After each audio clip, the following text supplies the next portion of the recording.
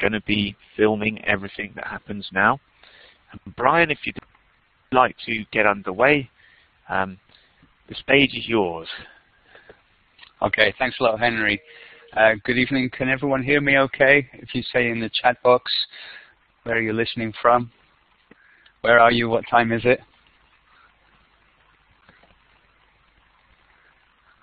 There's sound, but no possibility to understand it. London, 5 p.m., Pakistan. Okay, looks like most people can hear. So just let me begin by introducing myself and giving a little bit of background information. My name's Brian Boyd, and I'm an English teacher here in Bangkok, Thailand. I've been teaching English for about 13 years. And about 9 years ago, I created this superhero character, Grammarman comic. I've been making this since 2005, and Grammarman is targeted at people who are teaching English as a second language or who are studying English. And the idea of the comic was to make learning grammar a little bit more fun, a little bit more enjoyable for students. And if you've never read Grammarman comic before, let me just quickly explain how the stories work. First, the students read the comic just like a normal superhero adventure. Then, when they get to the end, they'll find that there's some kind of puzzle for them to solve, some sort of problem to be answered. Here are some examples of some final panels. So you can see each time the story ends with Grammarman breaking the fourth wall and turning to the reader for assistance. There's usually some kind of error to find or some vocabulary hunt. It could be related to pronunciation, spelling, tenses, all kinds of things. If you'd like to check out more Grammarman, here's some links that could be useful. The first one takes you to my website, where you'll find about 20 episodes of Grammarman. The second one, that's Grammarman's Facebook profile. Come find him on Facebook, and you can communicate directly. Third one is Grammarman's Facebook page, and finally, number 4 there is Twitter. Grammarman's quite new to Twitter, but please come along and give him a tweet. And around the same time as I started to make Grammarman comic, I also started to make, I do beg your pardon, there's one more place where you can get Grammarman comic, onestopenglish.com. This website has, I think, 36 episodes of the comic in their archive. One Stop English, that's a Macmillan website. Check that out. And yeah, the comics I've been making with students is for about the same amount of time, 9 years, I think. I run this as a project maybe once per year with my students, and there's a link at the bottom of this slide if you'd like to check some examples out. I add to this all the time, and sometimes teachers from around the world send me comics that they've made with their students, and some of them are on there as well. And after today's session, if you feel inspired to make comics with your students, do send them to me and I'll add them onto the website, share them with everyone. So let's start with a little discussion. Here's 3 questions to consider. Have you ever made comics with your own students? Have you tried that before? What other ways do you use comics when teaching? And if you've never used comics before, why not? What puts you off?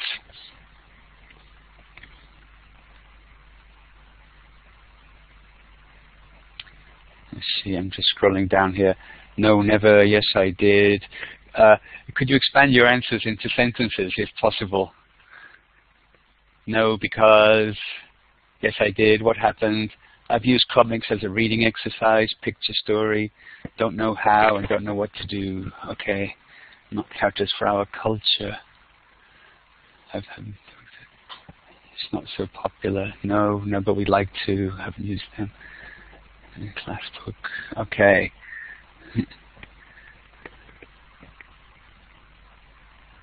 Blanks in the captions.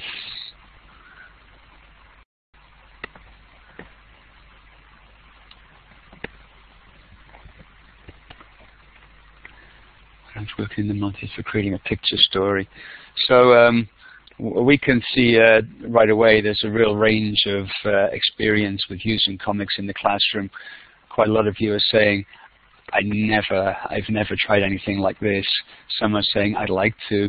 And there are quite a lot of you who already have used comics quite a lot to different degrees of success. Printed versions with empty bubbles, that's a really good activity. Just give them a comic with all the text blanked out. So this is what we're going to try today. As I said, this link at the bottom of the slide here will take you to the archive online. I think there's almost 100 comics there made by students. And that's the target of today's session. We're going to look at the different stages if you'd like to try and make something like this with your students. I should just tell you, my setup is going to be different from your setup. Where I teach, I usually have no more than 20 students in a class, and I meet those students once per week for a 2-hour lesson. You'll all have different class sizes, different responsibilities to the syllabus, time frames. So as we go through these steps, you should be thinking to yourself, how could I adapt this for my class, my students? What could I add? What would I not use? But just consider this like a loose framework. Here's some feedback from my students. Last time I did this project, I gave them a little questionnaire that they could fill in anonymously. Did you enjoy doing this project? Most of the students responded favorably to this. A lot of them said they really enjoyed working in a group, collaborating on something. They liked the idea that there's an end product, a finished thing that they're working towards. And they liked the idea that it was an imaginative project, that they could get creative with the English that they know. Then I asked them, do you think the project has helped your English skills? Again, a lot of positive feedback here. A lot of students said that they felt they had a better understanding of tenses and various grammar points that we'd studied. They were able to incorporate what they learned into the dialogue of the comic they were making. And then I asked them, how did they feel? How do you feel about your group's finished comic? And you can see here, again and again, a lot of them felt really, really proud, very happy of what they'd achieved. And for me, that's part of the key why this project seems to work so well with young learners, is because they take a great pride in what they're doing. They get very involved in it, very engaged. They're very excited about seeing it go online when it's ready. And in that way, the project kind of just sells itself. They just love doing it. Now, here we see an overview of the project. I usually approach this in 3 stages.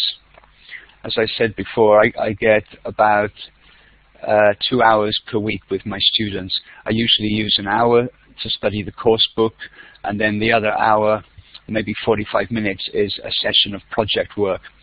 So just to give you an idea here,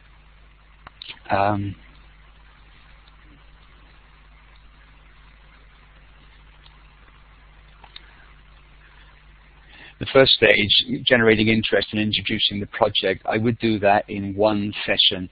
So that's a 45-minute lesson. And we'll look at that a little bit more closely in a moment.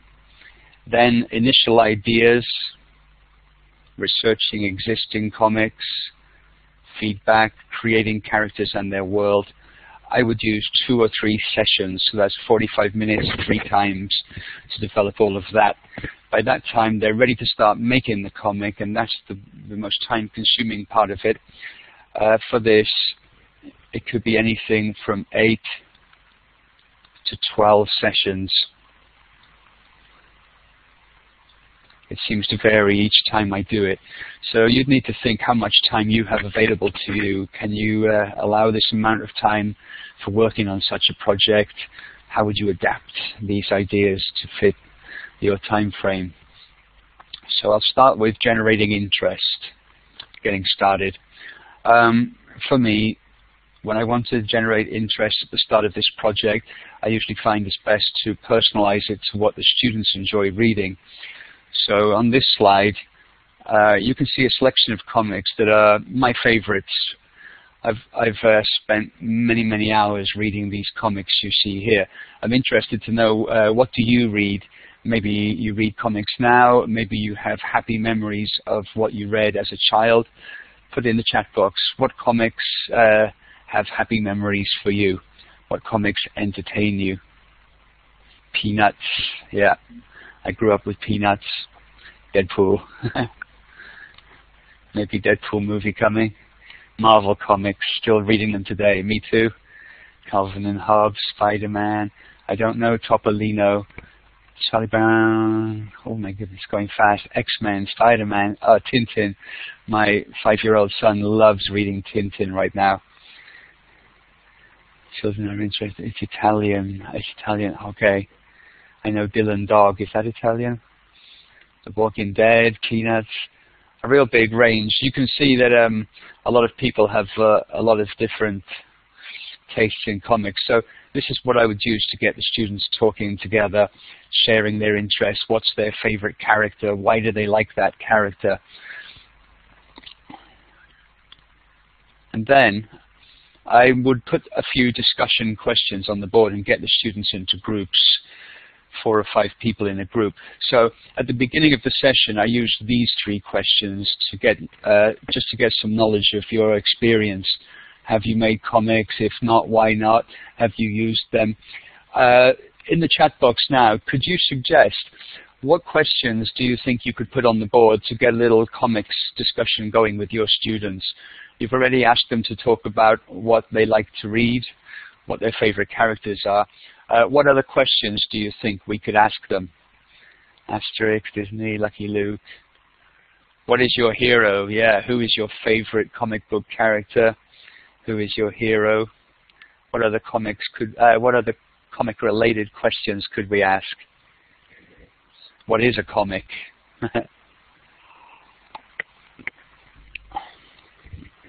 Popular for all ages in your country. Favorite character. Naming villains. Why do you like that hero? That's a good one. Who's your favorite and why do you like them? Can you describe what you've seen in the Adjectives? I've never used comics before. Why do we need comics? What kind of story would you like to create? What will be the aim? Who do you want to be like? What superpower would you like to have? I like that. Dinara. Kyoko, I've had this problem before where maybe 1 or 2 students don't like drawing, but for this project the students work in a team. There'll be 3 to 5 students in the team. So all you need to make sure of is that each group, each team has 1 or maybe 2 good artists or students who enjoy drawing. The other students can take on other tasks such as putting ink over another student's pencils, drawing borders, text, writing the story, editing. There's lots of little jobs that can be done within the team, so you don't need every student in the class to enjoy drawing. So let me go on to one more slide here. Comic characters. After trying to get the students chatting about comics, getting them interested in this and showing them some existing comics, I would then do a brainstorm with the students. I would ask every student to name a comic character. Let's do that now in the chat box. Name a comic character that you know.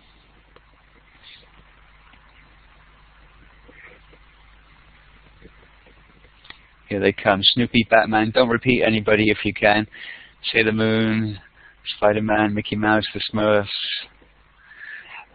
Sometimes when I do this brainstorm, students will start naming a lot of American male superheroes. So we get Spider-Man, Captain America, Thor, Batman. And I'll ask them, how about some female heroes? Here's Wonder Woman, just popped up. Marco says. And how about, oh, there's She-Hulk. How about some comic characters that are not American? How about some characters that are not superpowered? Maybe characters that are detectives or pirates or cartoon animals such as Donald Duck we have here, SpongeBob, Dick Tracy, Garfield, Scooby-Doo. So I try to make as much of a variety as possible, trying to get the students thinking along other lines, so not all comics that they could create are going to be superhero comics. They can make a detective mystery story, a horror story, a comedy, something with little talking animals, anything they like. And if I just pop back a few slides, that is pretty much covers what I would do in stage 1. Sorry. This one. Slide 18. That's how I would get stage 1 done, all in one session. I would ask the students what they read. I would put some questions on the board to get them talking about comics in groups, let each other know if they enjoy them, why. If they don't enjoy them, why. We can even find out if they're good at drawing. And this link here will take you to the online archive. So usually when I'm in that first lesson, I also give the students laptop computers, and they have about 30 minutes time of free reading where they can just go to these online comics and read what they'd like to read. And then finally, I would do this brainstorm, and this brainstorm leads into the next section of the project. Next, I'm going to get them to research an existing comic character, and at the end of lesson 1, I usually set this as a homework. So everybody's going to go home and make some notes about one character. Do a little practice now. In the class, I would usually put this up on the board and just get the students shouting out answers to me. If I use a character that everybody knows, Spider-Man. Okay, in the chat box, can you tell me anything you know about Spider-Man's background and history?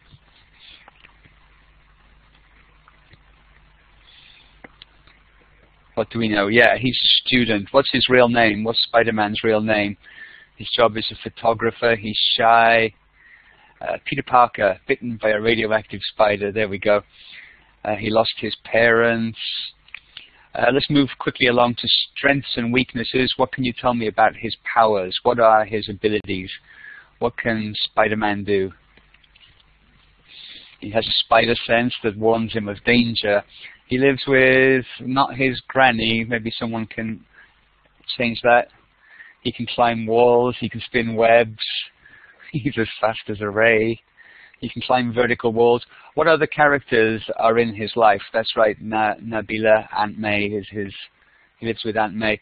What other characters are in his life? His best friend, his girlfriend, his boss, his aunt and uncle, Mary Jane Watson, and his main villain, Green Goblin, Dr. Octopus.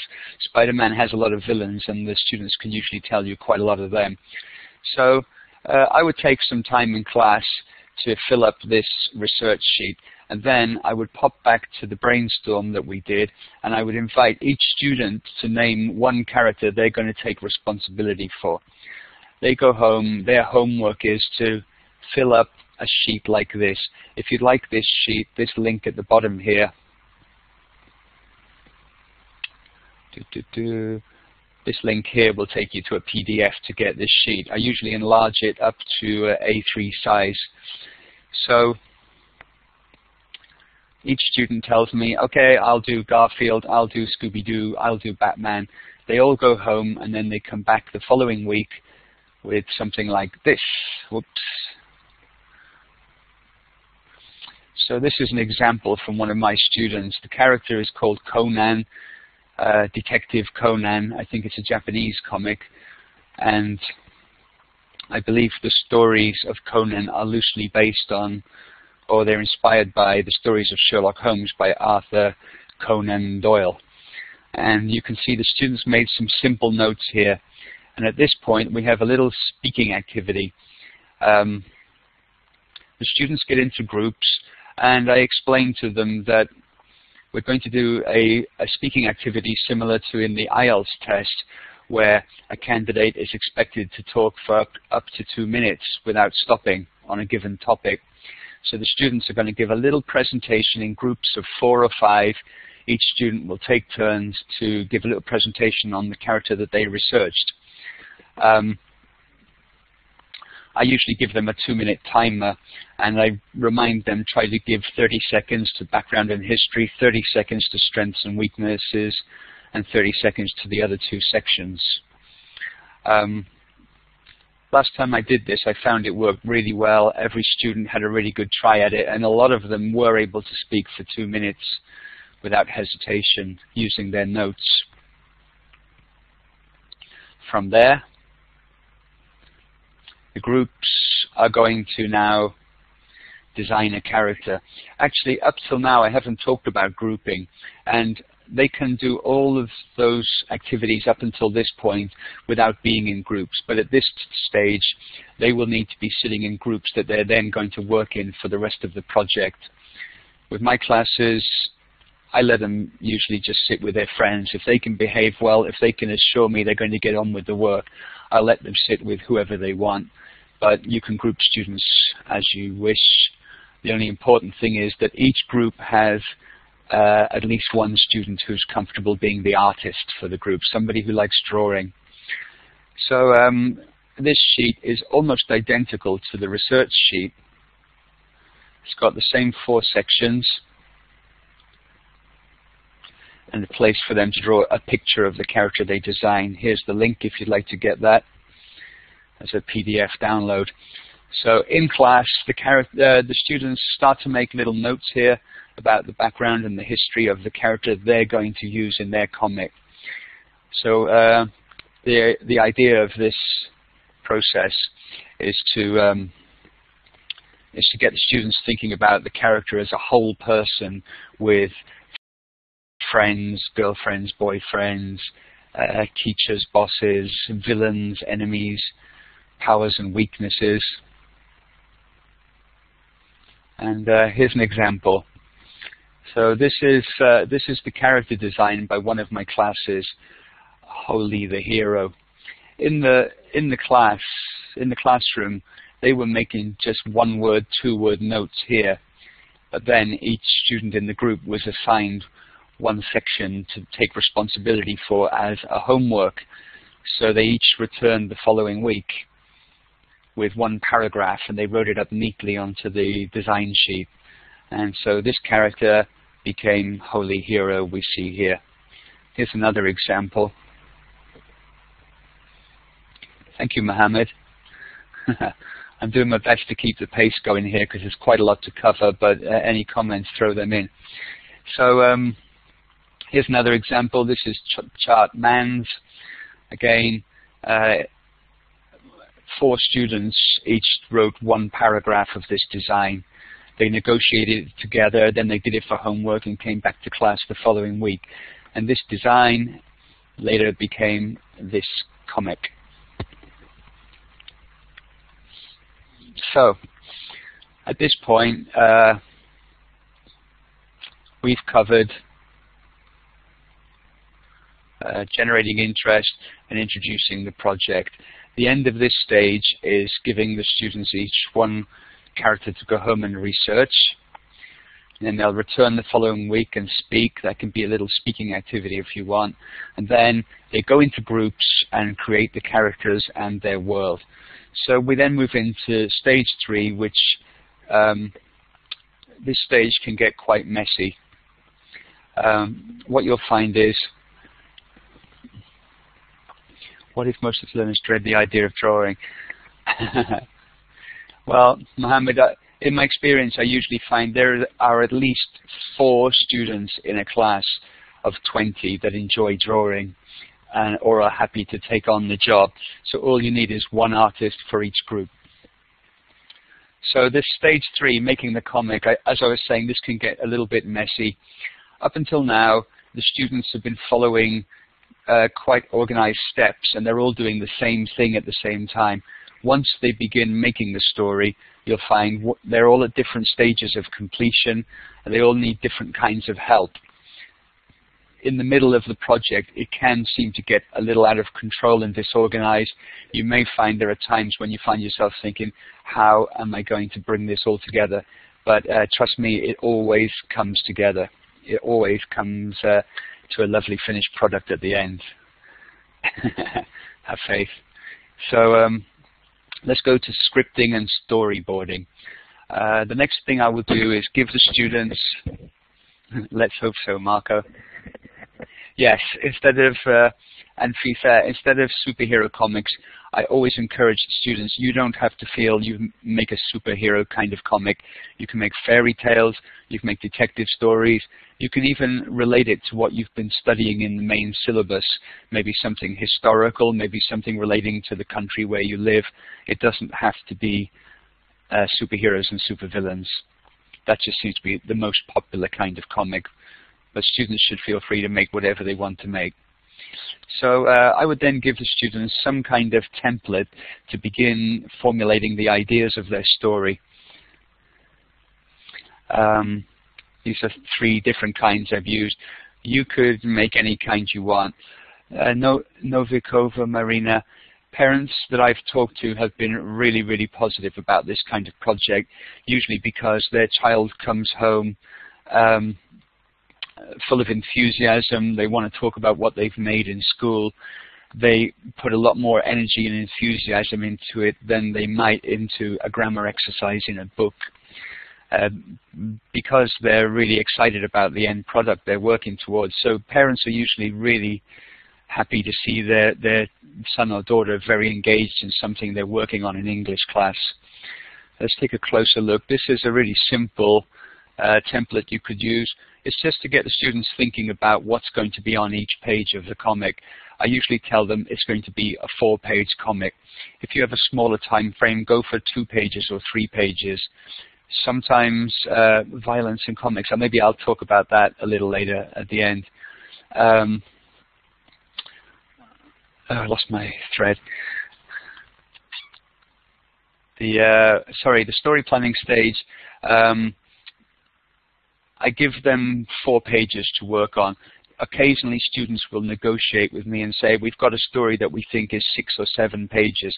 If they can assure me that the work's going to get done and that if necessary they'll do some of it as homework to make sure it gets done in the time frame, I do let them have a larger comic, give them that freedom of choice to make the comic any size that they want. But 4 pages seems to work well.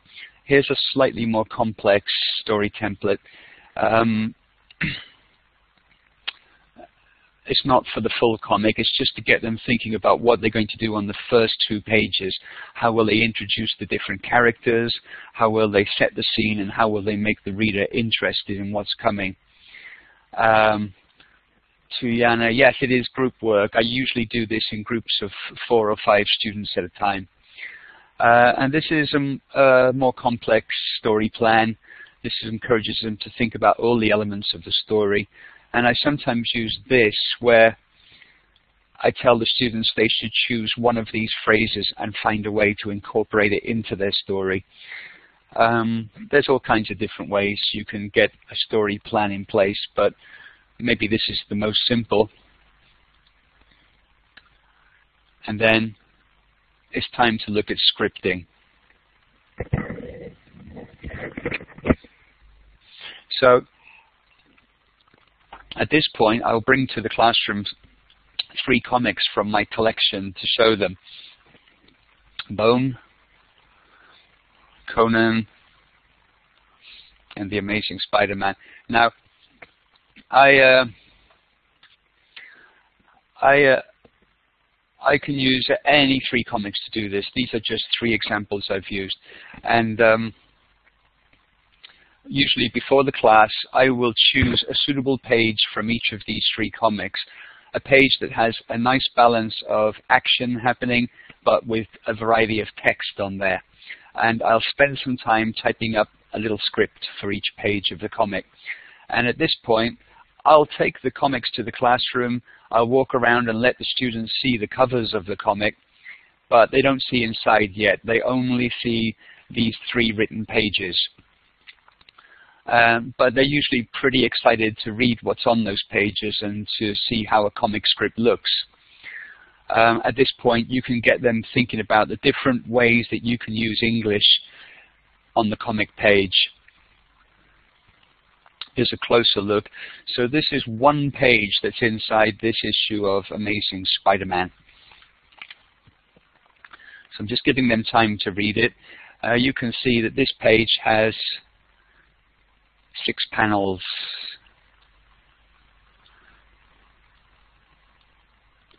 6 boxes with pictures on that page. And each panel has a panel description. A dark sewer, a green humanoid monster stands in pain, with purple blood dripping from numerous cuts.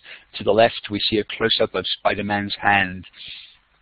And you can see in panel 1, the monster in the story speaks 3 lines of dialogue.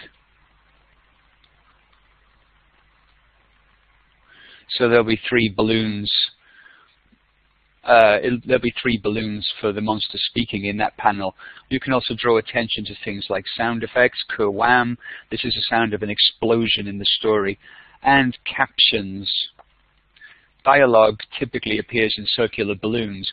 Captions commonly are in white rectangles. Not always, but they're usually those little rectangles which have messages like, meanwhile, in the sewer, or 2 hours later, or at that moment. Captions that act as little storytelling markers. Novikova, it took me weeks and weeks to prepare all of this material. After they've had a chance to read, I will then give this little quiz to each team. So in my classes there are 4 teams, usually with 4 or 5 students in each, and we do this as a race. And I've set this up so that some of the questions are specific to one of the comics. Some of them they have to compare and contrast the comics. I'll give you an example. Let's see. Questions 3, 7, 8, and 11. So at this point, they still haven't seen the pages of the comic. They're just focusing in. It's like a reading comprehension and a jigsaw reading. And whichever 3 pages of comic you use, you would need to take some time to prepare this little quiz and a page of script for each. Finally, I'll show the students the pages. Now, usually I will enlarge these.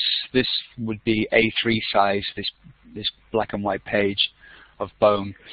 And I'll fix them to the walls around the room, and then the students have about 10 or 15 minutes to get up out of their chairs and go and compare the script to what they see. Compare the script to what they see on the page.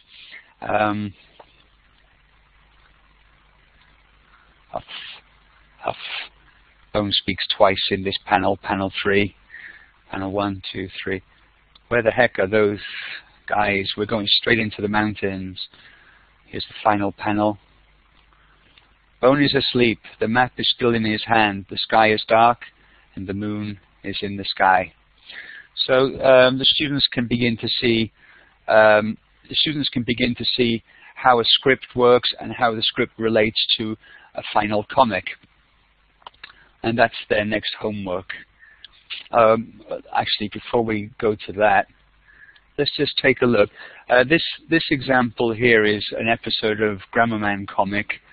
Oops. Slide 37. This is Grammarman episode 82.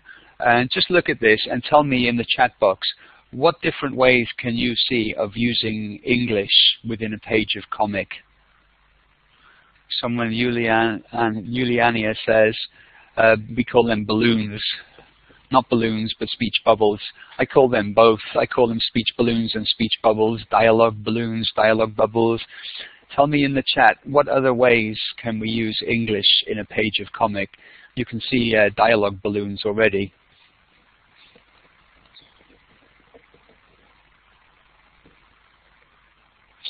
Julia asks about the language level. It could be anything from elementary up to advanced level.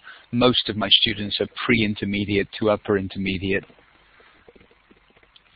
Images with writing on them, Marco. Yes, like in panel 1, Willard's Weapon Warehouse. Sometimes words can be a part of the artwork. Description at the top, panel 1. It's used for commands. Yes. Jigsaw, I'm not sure what that means. Dialogue cloud. Yep. Countable nouns. Sorry, I think I didn't make my question clear. I meant the variety of ways that English can appear on the comic page. Let me move to the next slide here. There we go. So it can be part of the art, like this sign in panel 1. It can also be on a computer screen, like here. Password accepted. Caption. Almost like this is the reader's voice talking to Grammar Man. Spoken dialogue. Here we have sound effects to show that this bomb is ticking and that he's tapping on the keyboard of the computer. And sometimes we see the character's thoughts. It's quite interesting to point that out to students. In comics, they're kind of a unique storytelling method where we can often see what the character is saying and what the character is thinking at the same time. And what we're saying is not always the same as what we're thinking. So that's quite a clever little writing device that students can use. So the students have mapped out their story, and I tell each student, again, you're going to take responsibility for one page of the story. They go home, they take some of the sample scripts from Bone or Spider-Man with them as a model that they can use. And they have to take their basic ideas and consider how many panels will I need to tell this section of the story, what sound effects do I need, how will the dialogue happen.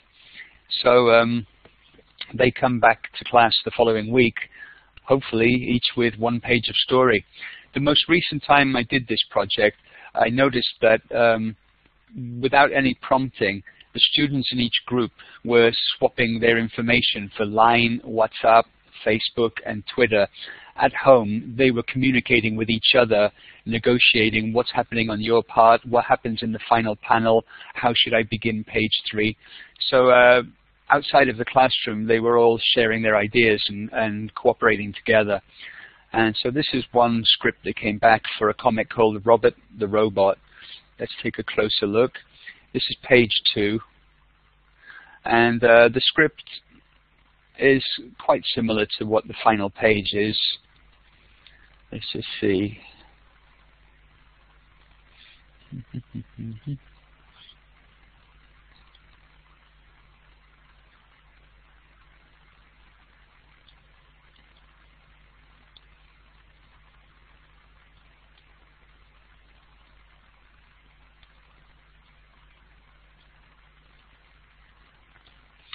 But at this stage, I tell the students that what they have in their script does not need to stay finalized. It's only when they're working on this final page that things are set in stone. In the early stages, there's going to be a lot of development and throwing out ideas that don't work, making ideas better. So that's what we're going to look at next.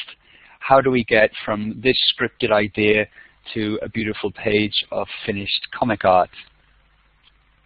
Now this is an early draft of a comic. The comic is called Dash and Thomas, and in the beginning I give the students a lot of scrap paper and I just tell them, okay, let's start developing your script into a comic. And they've seen a lot of examples, they know how it works, and they're usually all very excited and get involved in this part of the project. You can see here there are comments by me where I didn't understand things, or there's corrections, and there are purple notations by the students in response to my comments. They redrafted this, but I still found it very confusing. So a lot of the time, you have to play devil's advocate when you're evaluating their early drafts. The students have talked about it a lot. The idea is very clear in their head, but when they put it onto the comic page, it doesn't communicate well to another audience. So the students have to be encouraged to think in terms of their audience. Will their reader understand this? How can the reader know who this character is? So yeah, you play devil's advocate. When you sit with the students, you have to ask them, but who's this? But I don't understand. Where are they now? Is this yesterday or is this today? You have to ask them a lot of questions and encourage them to make the story take shape so that it'll be understood by anybody who reads it. Here's the third draft. And I tell the students early on, we are going to be drafting and redrafting this. Finally, if everything seems okay, I will okay a page and give them some nice clean white paper, and they begin to draft it onto there. You only need one student to do the pencil artwork of this. When the pencil artwork has been okayed by me and all the grammar and the spelling is as correct as it's going to be, then they're allowed to add black ink and colors, but only after it's been checked. I'm really strict about that with them. I tell them it's going to go online, it's going to go on the Grammarman website, it's got to have good grammar and good spelling, and it's got to make sense. If I go back through these slides, I'll show you that process again. So from a script, there's this early draft. This is a redraft. Oops, sorry. First draft, redraft, final draft, and final page of artwork. So I'm not sure why this is switching around.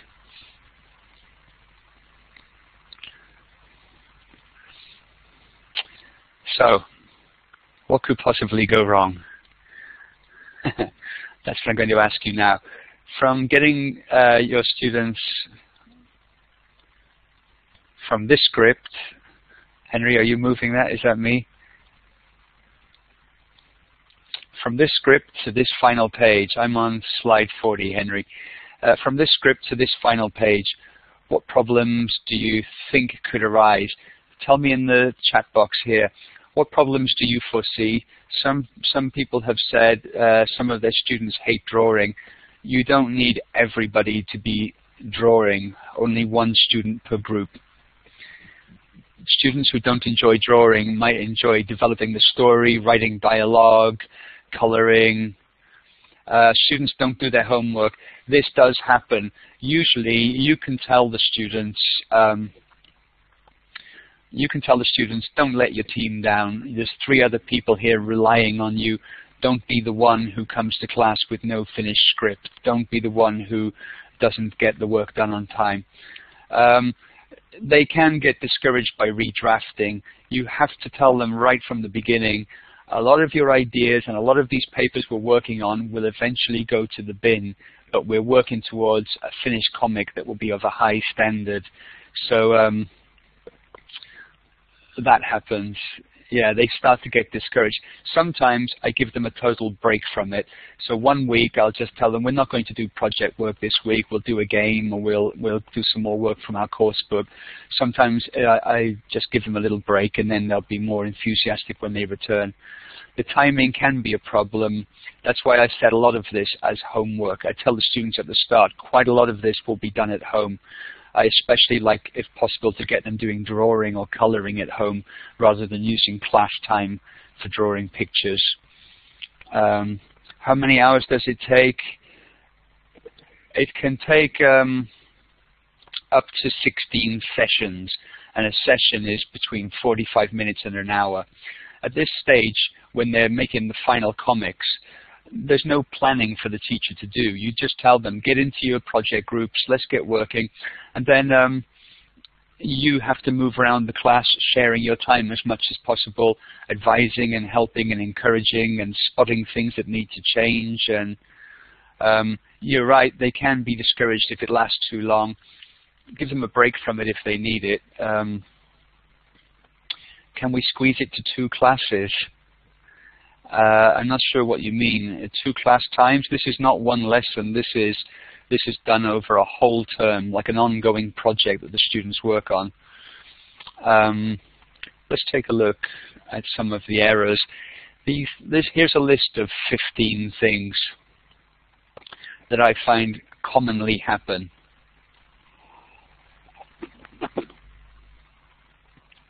Yes, Dr. Mayada, 1 project for the whole semester.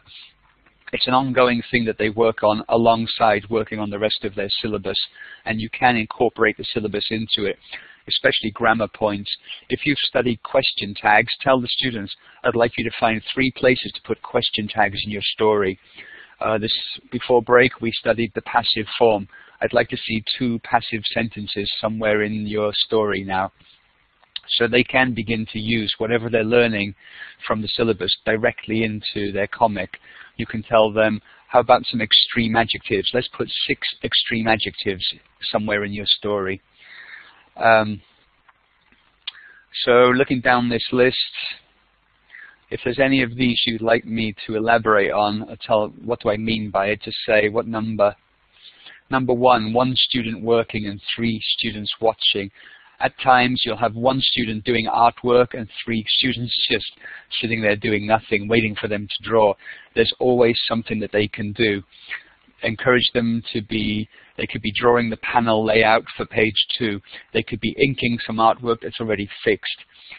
They could be adding dialogue to some finished artwork. They could be coloring. They could even be helping another group. So if there's nothing at all to do in their group, take them to another group and make them a useful pair of hands over there.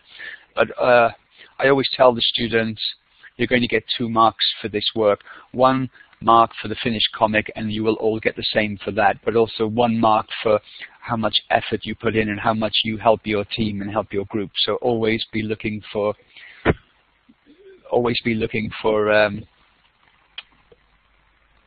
work to do. They should always be finding a task for themselves. Sorry, I've missed the chat here a little bit. Number 5, students speaking mostly in first language. I tend to let them. Sometimes I'll make a little joke with them. Why? Come on, you're drawing a picture, you're coloring in, and you're speaking in Thai. So what English are you learning? I try to encourage them to speak English, but if they're more comfortable discussing the points of their story in their first language, I just let them get on with it. Just because they're so focused on the task they're doing, they're really engaged in learning what they're writing and using the right English for it. Bonus point for using English, good idea. 3rd mark for not using mother tongue. What else? Can parents help children making comics at home? Yeah, there's no reason why not. The same project could be done following whatever steps. Let me go through this list a moment.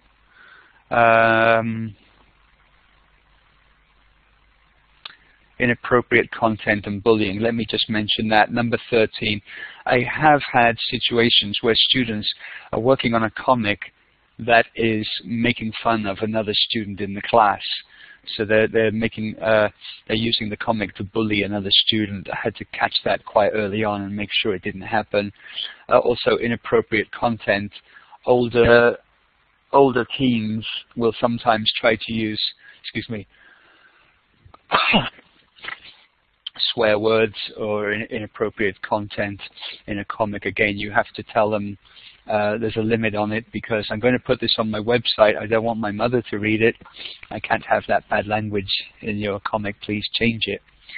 Here's some sample slides from early drafts of students. On this slide, there are 3 problems. In the beginning here, panel 1, this caption is redundant because the same message is also here in the dialogue balloon. So I would encourage students to not repeat themselves. Doraemon becomes a vampire. Oh no, you've changed into a vampire. So maybe one of these could go. Another problem down here is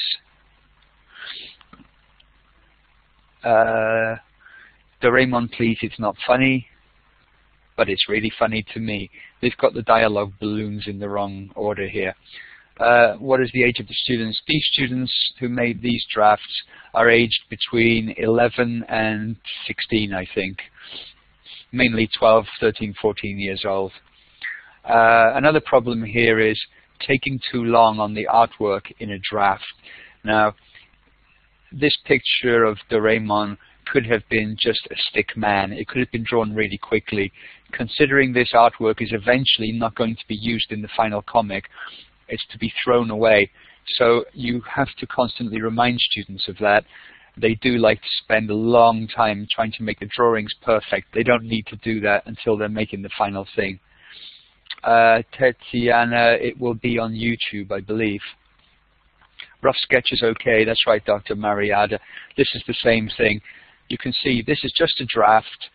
There are 1, 2, 3, 4, 5, 6, 7, 8 words in English and about 40 minutes spent drawing this page of artwork that will eventually go into the bin.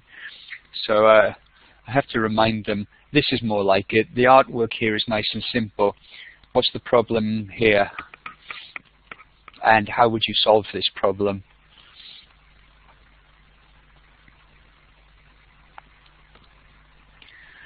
What problem do you see with this dialogue balloon, and how could we fix it?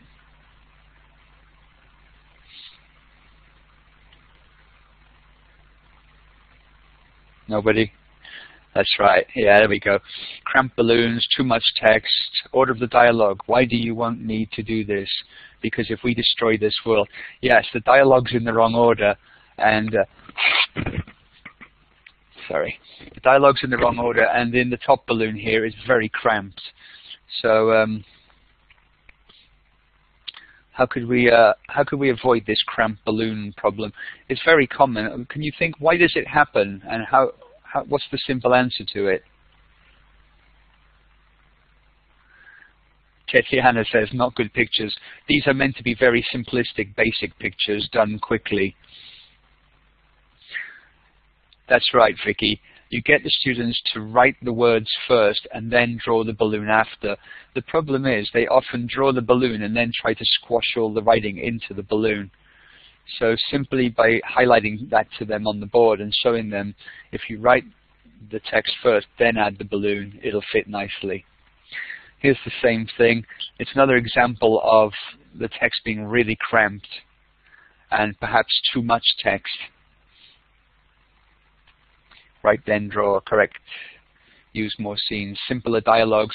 Yeah, for this kind of text, they're trying to tell too much story in one text balloon, and I'd encourage them to redraft this and simplify the text. They might need help with it. There are grammar mistakes also. They will eventually be edited as we go along from draft to draft. Okay. In this example,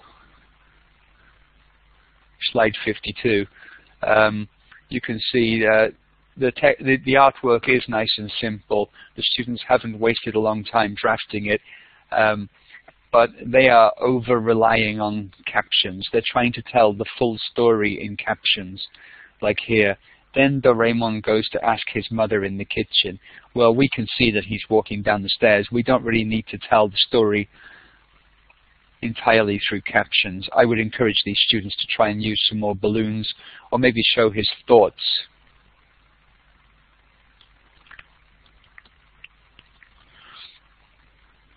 And this is another one. They're trying to tell a lot of the story in one big caption. They killed Dracula, and after Dracula died, Dino Sword consult with Drago that what they're going to do next. I think we have to keep walking. I think I told these students to redraft it and break it up into 3 or maybe 4 panels.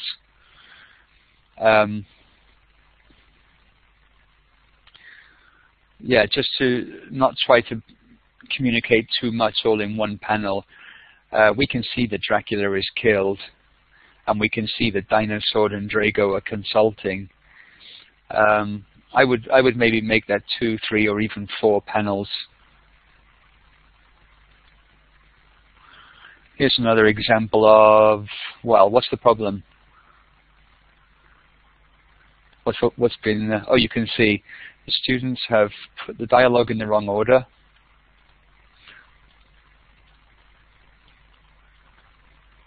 and then they've numbered it. But I told them, we can't just number it in the final artwork. You'll have to redraw that and rearrange the text.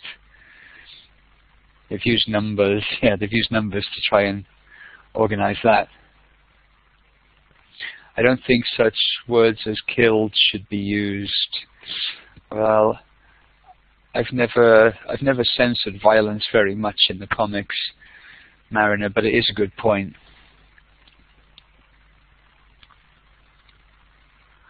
And here's the same problem again. Number 1, I love you. Number 2, I love you too.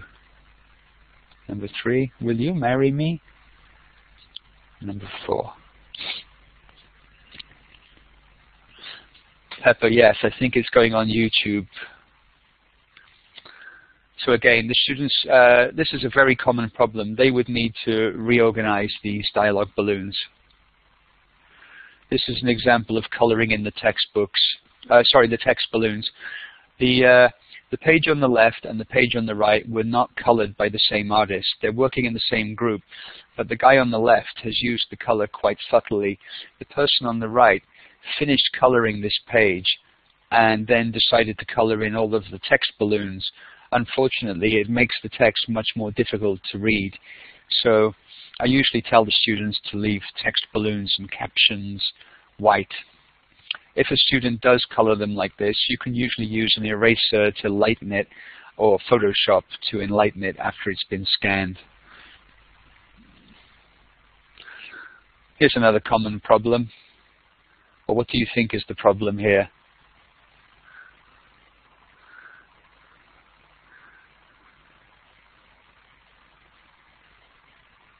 No words. Eleanor, that's right, no dialogue. You'll get students who make a big page of art and then they'll use lots of one-word exchanges. No, please, no way, arg, help, why? So you have to encourage the students, maybe at the scripting stage, try to get as much conversation in there as possible, longer sentences. I made them redraft this and make it a little better. There we are. We're at the end of the session now. That's 1 hour. I'm going to stay online and answer some of the questions I might have missed. I think Henry's going to come back on. I'd like to say thanks very much to One Stop English and Macmillan for inviting me to be a part of this webinar series. I'd like to thank Henry Firth, who's behind the scenes helping with the technical side. I'd like to thank my colleague and friend Lorraine Moore, who was very supportive and gave a lot of input to this session, helping with it. And of course, I'd like to thank all of you guys, 250 people who've logged in this evening. I hope it's been useful. People who are asking if it's going to be uploaded, yes, it is. Henry, are you there? Thank you, thank you, thank you. You're welcome. You're all very welcome. Hi, guys. Yeah, I'm back. Thanks, Brian. Great job. With lots of lovely comments coming in for you in the chat box. So it looks like everyone's found the session really useful, enjoyed themselves too. I hope you've all taken away a lot of ideas. And as Brian was saying, we have a few minutes now where if you've got any extra questions that you'd like to ask Brian, then he's going to stick around for a few minutes and we can go over those quickly too. Brian did a great job of answering a lot of what came in as he went through the talk anyway, but if anyone's got something that they'd still like to ask, then now's your chance.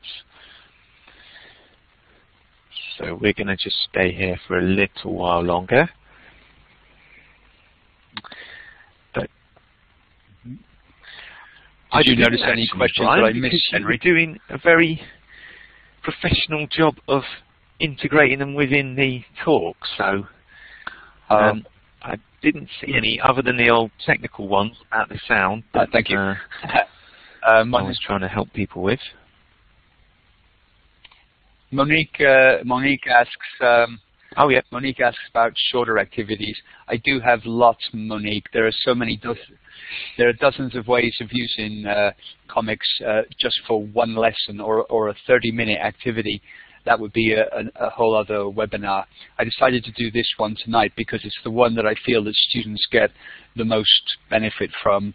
It's the one that I get the best feedback and the best reaction from, although this is quite a big project to take on and it can be quite a lot of work for the teacher. It's very, very rewarding when they finally go online.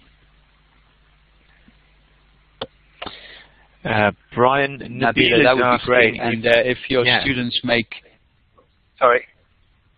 Yeah, I was just going to read out Nabila's question. She was asking if she can... Yeah, that's the one. Yeah, if she can use your ideas for her project on Shakespeare. Yeah. Nabila, that would be great. If your students make comics of any of Shakespeare's plays, his stories, send the comics to me and I'll put them on the Grammarman website, share them with everybody and get lots of feedback for your students. I think it would be a great way to make the students interested in Shakespeare making comics. I do have one comic on my website, which is the story of Alexander the Great, where the teacher, I think it was a teacher here in Bangkok, Alexandra maybe, she had her students make a big 10-page epic comic all about Alexander the Great and the wooden horse of Troy. So yeah, go for that. A few more questions have come flying in, Brian. So Tatiana was wondering if it's better for this task to be set as homework or if it should be done in class. So writing the comic strips. Okay. So Tatiana, I do both. I devote a little bit of class time to it every week for a whole term, but I also set quite a lot of it as homework. They do reading research, they write scripts, they write character designs. All of those things can be done as homework. And usually, as they get enthusiastic about it, the artists in each team will be happy to take a page home and do the art at home. I especially try to get the art done as homework so that we're not using English lesson time just to color in pictures. Okay. Excellent. And a few people were wondering if there's any other good sites out there which will explain some golden rules for creating comics, Brian. So things that they should be. Oh, you're not hearing me. I'll repeat that one. What are the best sites? Yeah, no, I can hear you now. For sort of getting the golden rules of making comics. Oh, you can hear me. Great. Yeah. Let me see. I'm going to go onto the internet now. Can people still see the slide window?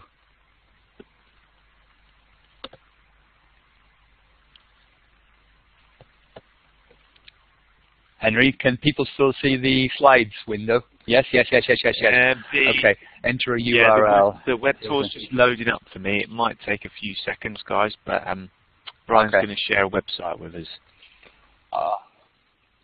Well, I was just going to show a few books that would be useful reading. It's coming for me now. Google.com. Yeah. Okay. Yeah, I'm seeing Google. Okay.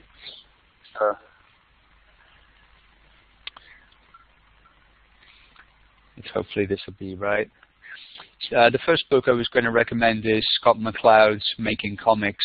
I don't have my copy with me here this evening. Somebody in Works borrowed it, but it is very, very comprehensive. It goes into every detail, every aspect of making comics. Useful for beginners, useful for people who've already tried making comics and want new ideas. Maybe the picture's not going to come up there. Making Comics by Scott Mccloud. Oh, there we go. It's on my screen now. And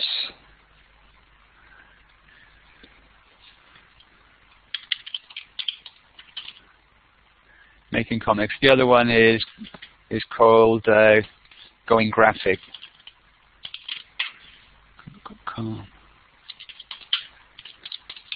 By Stephen Carey. Let's see if we can get this up. Now, this book is just amazing. This goes into a lot of the pedagogy of why comics are good to use in the classroom. it has lots and lots of short activities that you can do for 30 minutes as a warmer, as a filler. If you just want to, if you've never used comics before, maybe you'd like to start with something that lasts only for one lesson. And he also has a lot of information about making a full comic with your students. So that's a great book to have in any resource shelf in a teaching center or school. So that's what I'd recommend, Going Graphic and Making Comics. Going Graphic is particularly useful to us, comics at work in the multilingual classroom. Excellent. So we've got 220 people logged in here. Okay. Check those out, everyone. Yeah. So I think, and Brian, of course, you can go to any of my links here. Yes. A few people asking what's the best way to contact you, Brian, if they've got any further questions. Should they tweet you or Facebook you? Okay. I'm on Facebook more than Twitter. I am on Twitter and I do respond. Facebook.com Grammarman Hero. That second link there, that's Grammarman's Facebook profile. I check that pretty much every day. You can contact me through the Grammarman website. Yeah, there's all of these links you see on the screen now. Any of those, come and join me on Facebook. Come and hook up on Twitter. The second book I mentioned is called Going Graphic, Comics at Work in the Multilingual Classroom, Going Graphic. So it's specifically made with the intention of using comics to teach English as a foreign language, as a second language. And it's got lots of great examples, lots of great tips in there. Posting a link in the chat box to where you can get that from as well, so people can click on that. Excellent. I should have, yeah. Okay. That would have been easier. Yeah. Right. So I think, Brian, that's all the questions I've seen for now. You've been talking for over an hour, so you must need a drink. All right, Henry. Thanks a lot. Thank you again for. It's getting very late there, isn't it? Thanks again for an excellent session. Yeah. 11 o'clock is right. All right. Cheers very much. Thank you. Thanks, Henry, and thanks very much, everyone who's joined in tonight. Nice to see you all here. Okay. That's been amazing. Thanks to everyone else as well, as Brian said. Great to see you all. Bye-bye. Well, we're going to log out now. Good morning, good afternoon, good night, good evening. Bye, guys. Bye. Cheerio. Bye-bye.